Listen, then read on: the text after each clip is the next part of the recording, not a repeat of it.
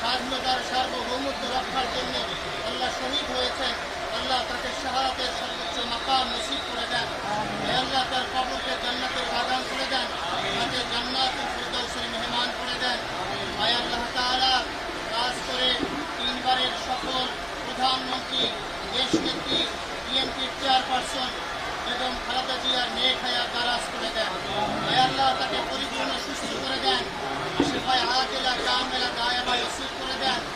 আল্লাহ তাআলা আমাদের বর্তমান বিএনপির যিনি ভারপ্রাপ্ত চেয়ারম্যান জনাব তারেক রহমানের নেক হায়াত দারাজ করে দেন।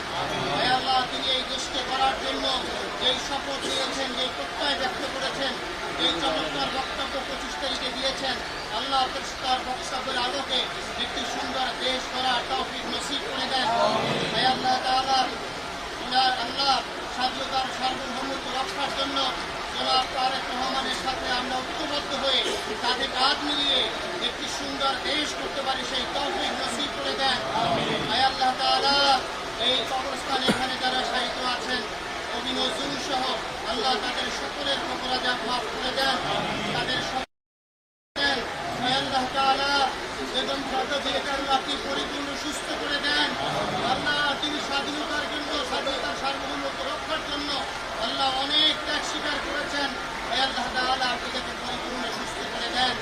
আল্লাহ 71-এর যারা মৃত্যু করেছে, যারা আল্লাহ 24-এর জুলাই আন্দোলনে শাহাদাত বরণ করেছে, এভাবে যারাই শহীদ হয়েছে সকলের রূহে হাদিয়া আমরা বকশিশ করে দিলাম।